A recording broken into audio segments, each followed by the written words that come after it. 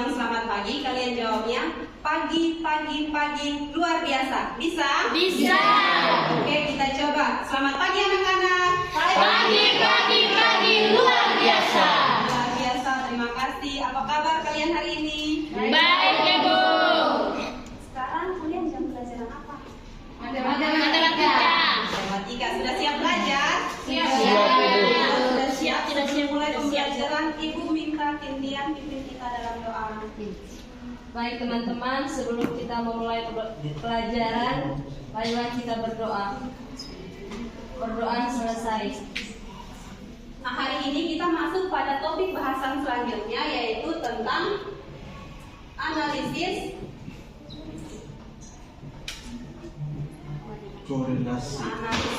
korelasi. Nah, topik bahasan pada pertemuan ini masih erat kaitannya dengan materi pada pertemuan sebelumnya. Ingat materi sebelumnya belajar tentang apa? Resilinear. Masih ingat semua? Masih. Nah, 2 hari yang lalu Ibu sudah bagikan materinya di grup kelas kalian. Sudah baca materinya atau belum? Belum. Ada yang sudah. Yang sudah angkat tangan. Yang belum coba angkat tangan.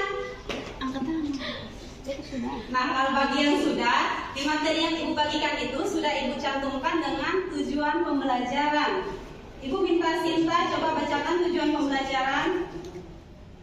Tujuan pembelajarannya menghitung nilai korelasi produk momen dan koefisien determinasi. 2.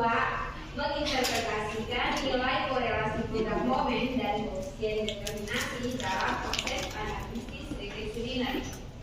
Nah, untuk menjawab tujuan pembelajaran itu, di sini Ibu sudah siapkan LKPD.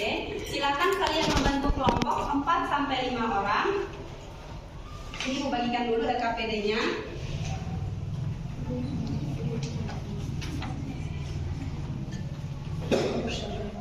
Sudah masing-masing sudah pegang LKPD? Sudah, Ibu.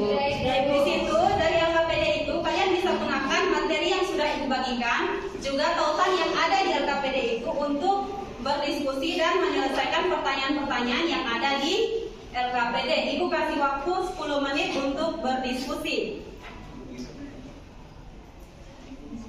Sambil diskusi, Ibu mau absen yang tidak hadir siapa-siapa? Ketua kelas yang tidak hadir siapa? Hadir semua, Ibu. Hadir semua, luar biasa. Yang punya kesulitan boleh angkat tangan.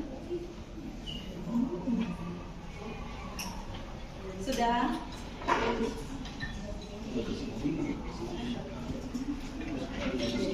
Oke, waktu diskusi selesai.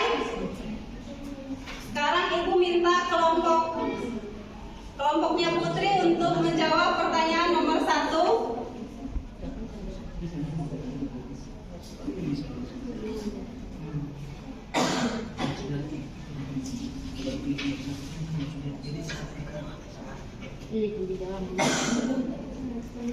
Atau Tintian, kelompoknya Tintian nomor 1.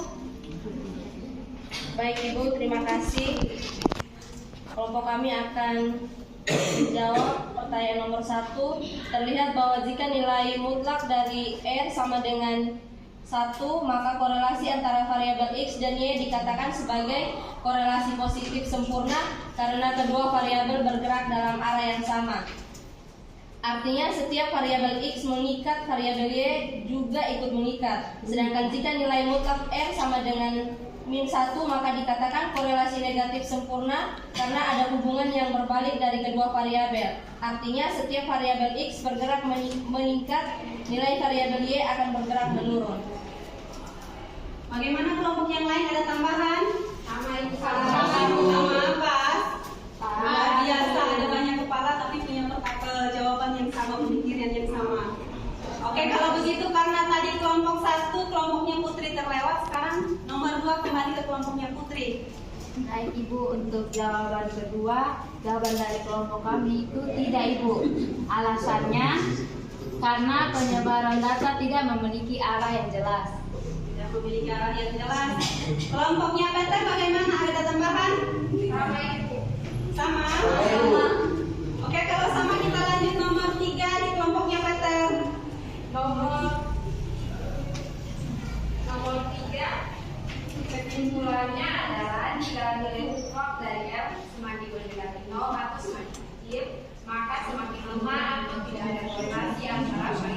3D. Sedangkan jika nilai mutlak dari R semakin mendekati 1 atau semakin besar, maka akan semakin kuat korelasi antara variabel X dan Y. Kelompok yang lain bagaimana? Ada tambahan? Tidak Bagus. Oke, luar biasa.